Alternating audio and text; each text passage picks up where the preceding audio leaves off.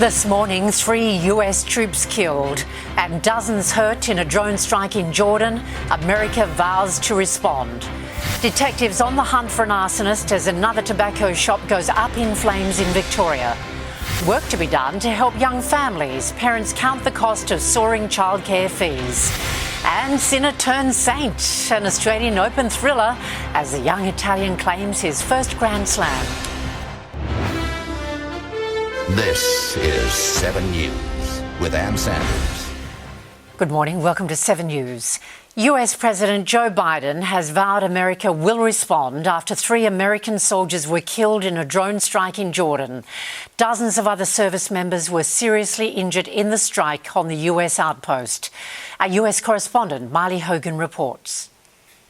US President Joe Biden has warned America will respond to this deadly attack, vowing to hold all those responsible to account. At a church service this morning, he led a moment of silence after telling the crowd it had been a tough night in the Middle East after losing 3 brave souls.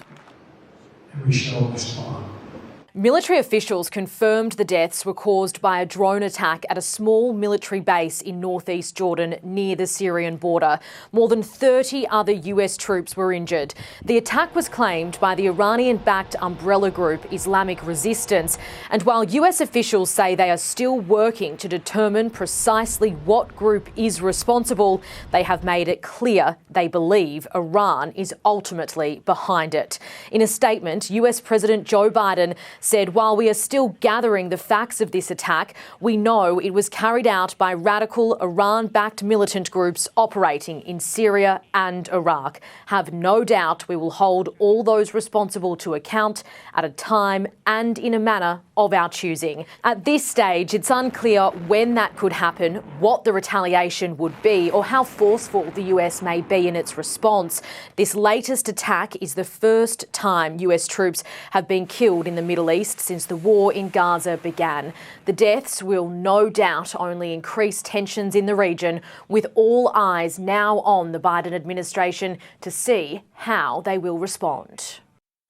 It's feared raging tobacco wars may have been behind suspicious fires which destroyed 2 shops in Victoria overnight. Investigators are now on the hunt for firebugs and want help from the public to track them down. Geordie Wright has the details. Arson chemists have arrived on scene after Shimmer's Bar and Lounge was destroyed in an early morning firebombing attack. The offenders arrived just before 4:30 this morning and smashed their way into the premises. The blaze was so fierce every window of the building blew out, and inside what was a restaurant, now a charred mess. Unbeknown to the arsonists, a woman who operates a coffee van behind the building had only just arrived to work and was setting up the van when she heard the sound of explosions. She immediately called 000 as flames took hold and fled in her car without injury. As long as no one's hurt and the thing's insured, so that surely they'll find out who did it and we'll go from there. Further north of the state in Bendigo, another targeted attack. A car was used to smash into the Free Choice tobacconist before it was set alight. It's closed many businesses in Hargraves Mall as detectives continue to process the scene.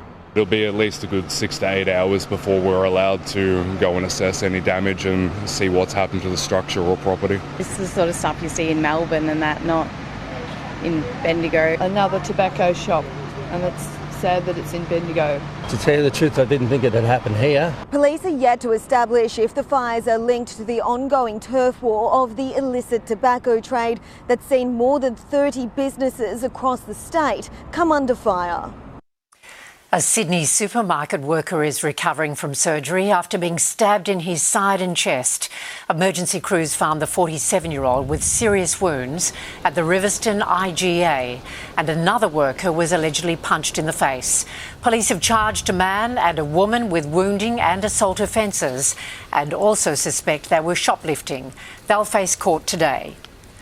Childcare fees have grown faster than inflation and wages since rebates were introduced, according to a new report from the Consumer Watchdog. Live now to political reporter Isabel Mullen. Izzy, what did the ACCC find?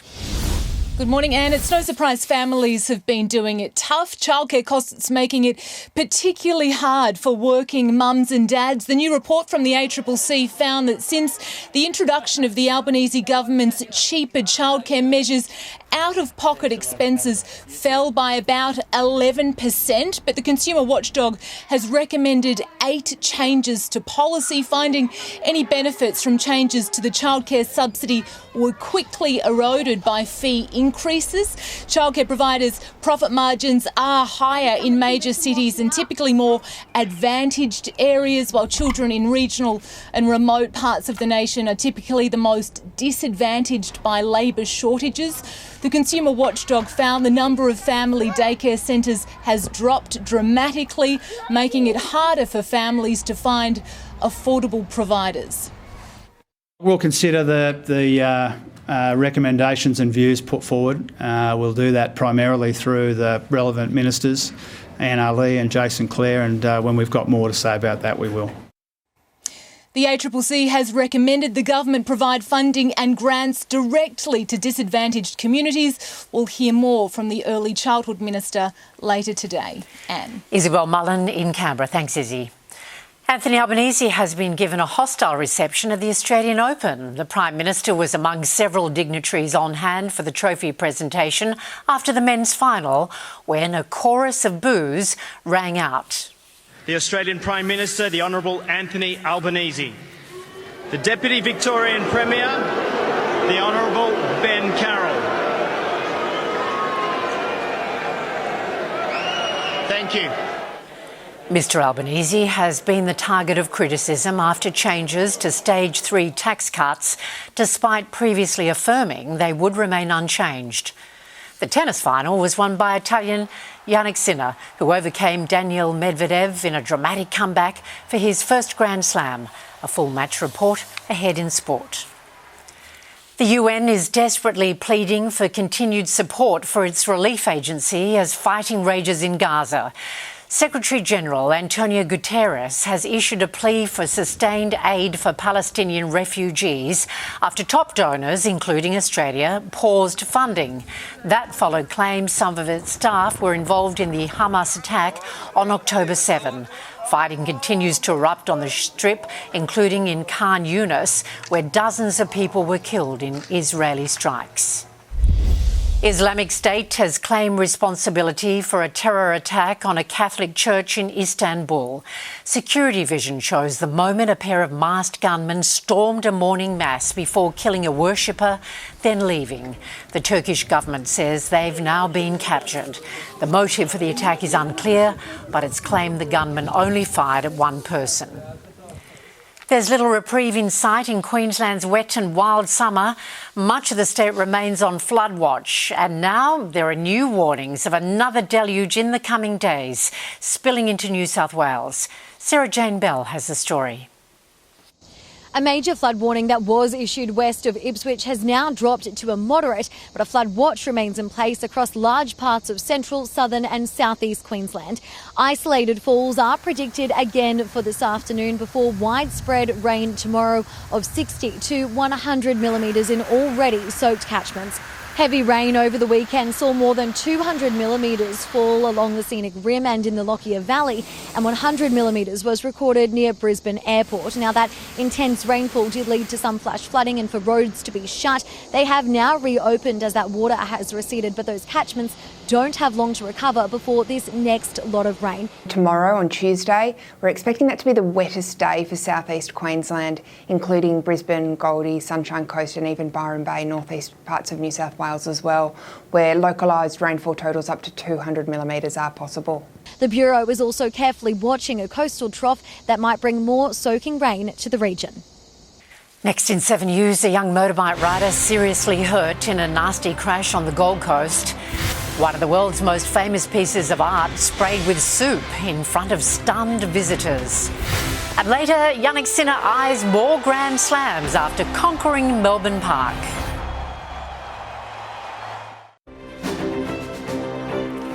A driver has been arrested in Western Sydney after a head-on collision.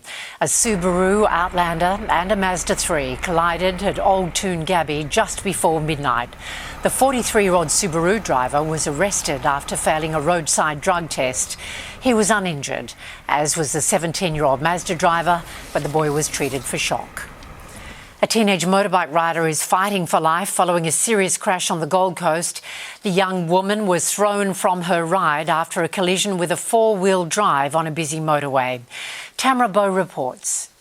A police investigation is currently underway as authorities try to determine exactly what happened in the lead up to this horror crash that almost claimed the life of an 18-year-old woman who remains in a critical condition here at the Gold Coast University Hospital this morning. Emergency services were called to the northern end of the Gold Coast up around Oxenford at 5:30 yesterday after the woman's motorbike ran up the back of a four-wheel drive. The 18-year-old was thrown from her bike and sustained serious injuries. Both northbound lanes of the M1 were closed for a number of hours. It comes as new data shows that the second half of 2023 was the deadliest 6 months on Australian roads in more than a decade. 677 lives lost, more than 1,200 in a 12-month period alone. Concerningly, those numbers continuing to rise despite the nationwide push to bring down the national road toll.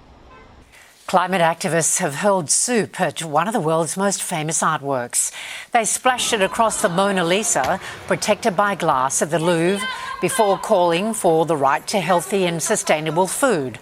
Protests by farmers have broken out across Paris over rising fuel costs and over-regulation. 2 years ago, cake was thrown at the Mona Lisa in a separate stunt. Queen Camilla has again showed support for her husband, King Charles, who remains in hospital for prostate treatment. Sweeping changes have been made to the King's engagements to help him keep up with his work away from the public eye. Europe Bureau Chief Hugh Whitfeld reports from London. The King preparing to spend a third night here at this private hospital in central London. The Queen yet again visiting to see her husband, spending a couple of hours over lunch before returning back to Clarence House.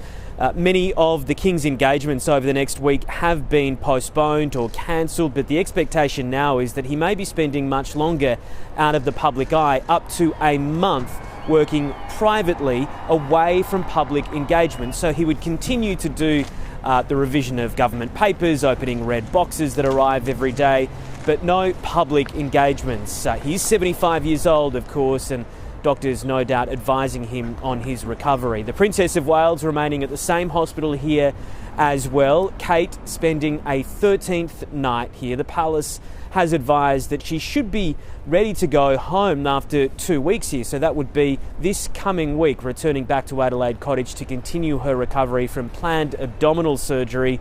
She's out of action until at least Easter. Checking finance now, the local market has risen in morning trade. The ASX 200 is up by 6 points. One Australian dollar is buying 65.7 US cents, 97 yen and $1.07 New Zealand. Next in 7 News, we'll have sport with Matt Carmichael, including the Socceroos' fine form on their way to the Asian Cup quarterfinals. And a star is born. Jannik Sinner wins his first Australian Open title. Good morning. Jannik Sinner pulled off a gutsy fight back to become the youngest Australian Open champion in 16 years. The 22-year-old Italian clawed back from 2 sets down to defeat third seed Daniil Medvedev in a thriller at Melbourne Park. The morning after, Jannik Sinner getting used to life as a Grand Slam champion. I didn't sleep much, but it's, great emotions, slowly realising what I've done. It's a great achievement. Last night, the biggest moment of his career. Pulling off an extraordinary comeback to defeat Daniil Medvedev. Having only dropped 1 set in the whole tournament, it was a tough start for the Italian. The Russian taking the upper hand with a 2-set lead. But cometh the moment, cometh the man.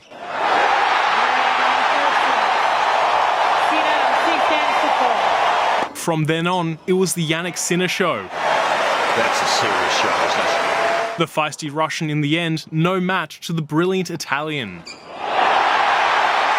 Sinner pulling off the unthinkable in 3 hours and 44 minutes. And a simply sensational way for Jannik Sinner to win the Australian Open.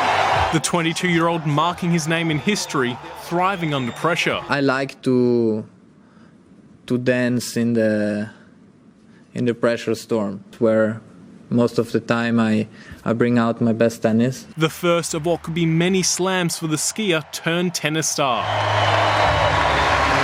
James Manton, 7 News.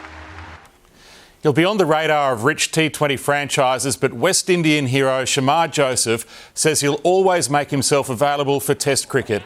Joseph defied a painful toe injury to lead the Windies to one of the game's greatest boilovers at the Gabba, ripping through Australia on day 4 of the second Test. Chasing 216 to complete a 2-0 series sweep, Steve Smith stood tall with 91 not out, but it wasn't enough. Joseph removed Josh Hazlewood to complete a famous 8-run win for the tourists. Gone! Got him!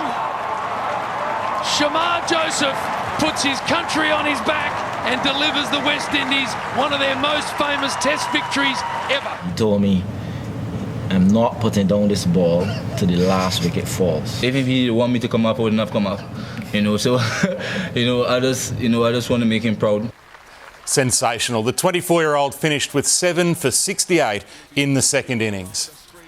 The Socceroos are through to the quarterfinals of the Asian Cup in Qatar, and their attack is beginning to click into gear. The Aussies started the knockout stage with a big win over Indonesia last night.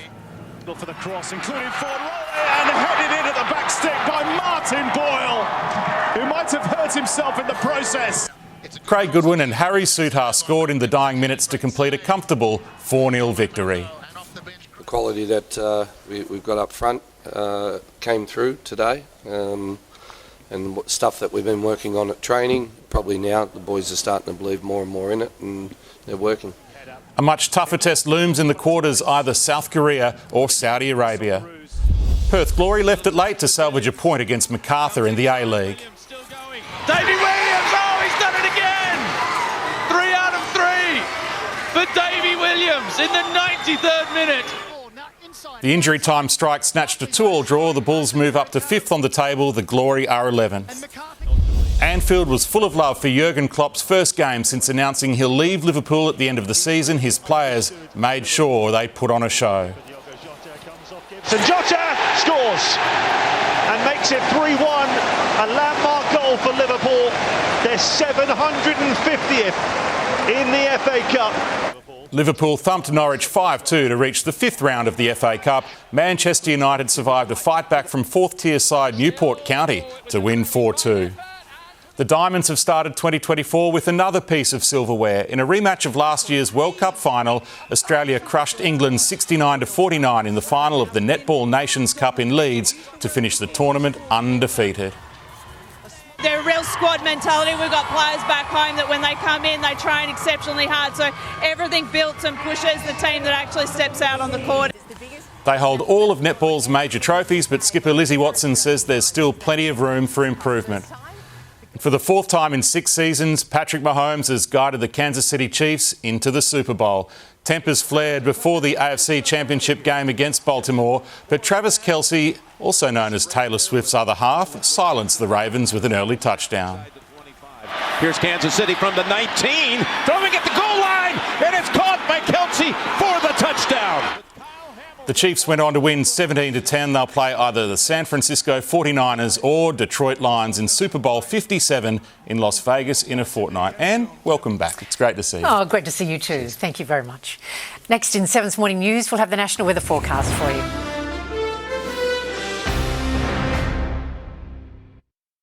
Your mortgage in 10 years, out of debt and into wealth sooner. One of Australia's leading property investors shows you how. And holiday in paradise, it's on us. Be watching to win a trip to Jamaica. Fly to Montego Bay, live it up like Bob Marley, and we'll throw in the spending money. Start with Sunrise. Thousands of people have gathered along the Grand Canal in Venice as the annual carnival begins. A giant rat led this year's fleet in the boat parade before an explosion of colourful clouds of balloons and confetti. The festival runs until mid-February, marking the time before the start of the Christian period of Lent. Taking a look at Monday's weather now. Rain and a possible storm in Brisbane today, a top of 29. Partly cloudy in Sydney and 29 also. Cloud clearing for Canberra, 32. Melbourne, 28 degrees, mostly sunny. Hobart, 25. Sunny in Adelaide and 31. Perth, 30 degrees. A possible storm in Darwin and 31. And that's 7 News to now. We'll keep you up to date throughout the day. Our next major bulletin is at 4 p.m. I'm Ann Sanders. Thanks for your company. Have a lovely day.